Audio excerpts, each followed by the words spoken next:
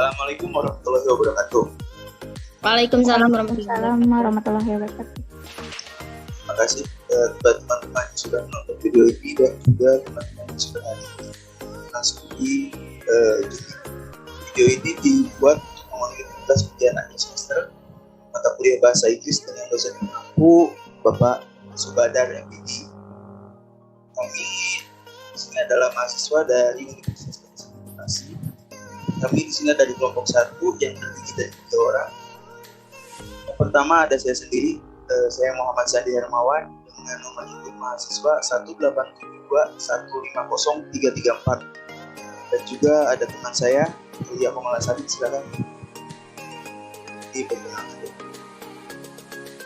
Ya, perkenalkan nama saya Yulia Komalasari dengan nomor NIM 18721503329. Lalu yang kedua ada saya juga Julianti. Ya, perkenalkan nama saya Zurianti dengan NIM 1872150003. Baik, kelompok kami di sini akan membahas tentang part of speech. Apa itu part of speech? Part of speech adalah merupakan klasifikasi kata yang dikategorikan melalui peran serta fungsi dalam kalimat dari suatu bahasa. Dengan mengetahui part of speech ini, seseorang dapat mengetahui fungsi kata pada suatu kalimat.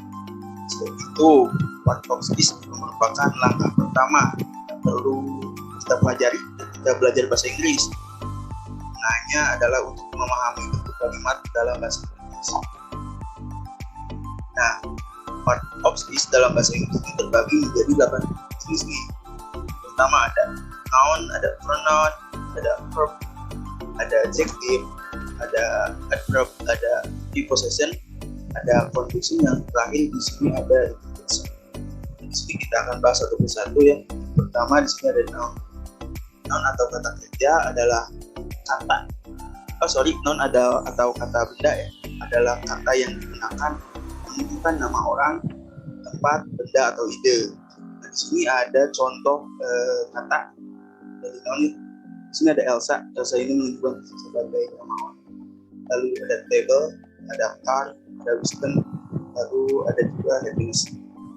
Nah, di sini juga ada contoh dari kalimat. Pertama ada I read the novel yesterday. Nah, di sini kata bendanya itu adalah novel sebagai objek. Lalu di sini kalimat yang kedua ada red is the organ color. Nah, di sini red sebagai kata bendanya yang bekerja sebagai subjek. Lalu yang ketiga ada the student broke shampoo. Nah, untuk kalimat yang ketiga ini ada 2 kata benda yang tapi mempunyai sifat yang berbeda. Yang pertama ada student dan book. Student di sini berfungsi sebagai subjek dan book sebagai objek. Lalu yang kedua ada pronoun. Nah, pronoun atau kata ganti adalah kata yang digunakan sebagai kata ganti noun dalam sebuah kalimat. Pronoun digunakan agar tidak terjadinya pengolahan kata untuk menjadikan kalimat efektif. Lalu ada contoh katanya juga di sini I, you, they, we, she, he, it, her, him, us. Lalu ada juga contoh kalimatnya. Di sini ada Elsa is very kind and smart. She always help me at school. Nah, di sini itu sebagai kata ganti dari Elsa. Oke, baik, langsung yang ketiga di sini ada verb yang akan dijelaskan oleh Ya, selanjutnya verb atau kata kerja adalah kata yang digunakan untuk menunjukkan suatu tindakan dari subjek atau menunjukkan peristiwa atau keadaan. Example katanya push atau itu mendorong, release itu menyadari atau mewujudkan, speak itu berbicara, buy membeli, dan eat itu makan. Untuk example kalimatnya, yang pertama ada Elsa speak English well. Elsa lancar berbahasa Inggris.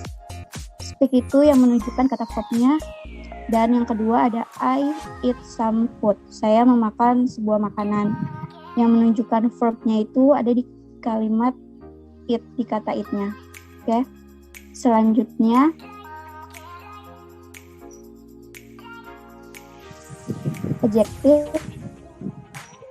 adjektif atau kata sifat adalah kata yang digunakan untuk menjelaskan noun atau pronoun. For example, katanya ada smart, itu artinya cerdas, beautiful, cantik, expensive, mahal. Untuk example kalimatnya, I like beautiful girl. Saya suka gadis cantik. Yang keduanya, smartphone is very expensive. Smartphone atau HP smartphone itu sangat mahal. Oke. Yang selanjutnya, adverb atau kata keterangan adalah kata yang digunakan untuk menerangkan verb, adjektif, atau adverb lainnya. Example katanya ada quickly, today, always, beautiful, dan really. Quickly itu artinya segera, today hari ini, always selalu, beautifully indah, really sungguh. For example kalimatnya yang pertama, I recovered quickly. Saya sembuh dengan cepat. Yang kedua, she speak real fast. She itu dia perempuan, berbicara sangat cepat. Ya, selanjutnya akan dijelaskan oleh Kak Zurianti. Oke, baik, terima kasih. Selanjutnya yaitu preposition. Preposition atau kata depan adalah kata yang dapat menunjukkan arah, tempat, dan sebagainya. Nah, biasanya preposition itu berada di sebelum noun atau pronoun. Nah, untuk contohnya yaitu di sini yang pertama ada from, yang kedua ada of, yang ketiga ada on, yang keempat ada with, yang kelima ada behind. Dan sedangkan untuk contohnya di sini ada she comes from Indonesia. Nah, from di sini itu sebagai preposition. Nah, kita lihat dia berada di sebelum kata benda. Dan contoh yang kedua di sini ada the box is on the table. Nah, yang prepositionnya itu adalah on. Dia berada di sebelum kata benda. Next, selanjutnya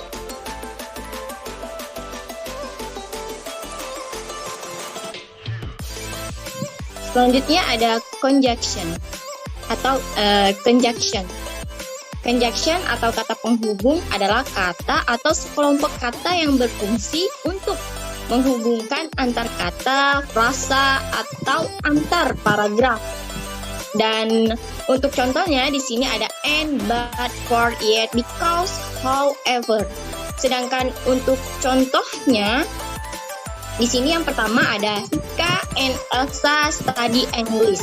Nah, di sini yang sebagai conjunction-nya itu adalah and. Dan sedangkan contoh yang kedua itu ada Raffi play music well, but he cannot sing. Nah, but di sini itu sebagai conjunction-nya. Next. Dan yang terakhir di sini ada interjection. Interjection atau kata seru adalah kata yang digunakan untuk ungkapan emosi. Nah, interjection biasanya itu sangat singkat. Di sini ada beberapa contoh seperti sorry, wow, oh my god. Nah, di sini ada beberapa contoh. Contoh yang pertama ini ada oh my god or are you okay? Dan contoh yang kedua di sini ada wow, you are a strong and powerful girl. Sekian, terima kasih. Oke, baik, terima kasih saya Lian. Oke, baik, untuk pemaparan sudah selesai. Mungkin di sini ada Bu Ajijah, mungkin Ibu Ajijah ada yang ingin ditanyakan? Silakan. Iya, boleh. Saya mau bertanya, bisa lebih diperjelas lagi apa itu verb atau kata kerja? Itu aja pertanyaannya. Oke, baik. Untuk pertanyaan Ibu Aziza bisa dijawab. Ada yang ingin dijawab? Baik, mungkin saya akan yang akan langsung menjawab ya Bu ya. Mas Andi. Tadi pertanyaannya di sini bisa lebih diperjelas lagi apa itu verb atau kata kerja ya. Nah, verb atau kata kerja ini adalah kata yang menunjukkan makna, aktivitas dan kondisi atau keadaan. Nah, makna yang terkandung dalam verb ini dapat dicontohkan dengan kalimat yang akan saya sebut ini. Di sini ada I forget to tell you that Mr. Morris will apartment at tomorrow ya. Terdapat 3 verbs ya pada kalimat yang barusan saja saya sebutkan. Yang pertama itu forget, yang menyatakan kondisi atau keadaan, lupa ya. Nah, sedangkan sisanya ada tell dan depart itu menunjukkan aktivitas atau kegiatan, memberitahu dan pergi. Itu mungkin Bu. Baik Mas Andi, terima kasih atas penjelasannya ya. Ya, sama-sama Bu. Mungkin ada dari... Maaf Kak, saya mau bertanya boleh? Ya, boleh silakan. Saya mau bertanya ini tentang apa saja sih itu fungsi dari kata benda atau nouns? Tolong Kak jelasin apa sih itu fungsinya. Terima Oke. kasih. Mungkin teman saya Ilya bisa langsung menjawab ya. Mungkin saya paparkan beberapa saja ya. Fungsinya mungkin ada banyak, tapi di sini saya akan jelaskan 5 aja. Beritahu yang pertama, fungsinya sebagai subjek di suatu kalimat. Yang kedua itu sebagai objek pelengkap di suatu kalimat. Yang ketiga sebagai objek langsung atau direct object. Yang keempat sebagai objek tak langsung atau indirect object. Yang kelima sebagai kata keterangan atau preposition. Oke, sangat jelas. Thank you Kak.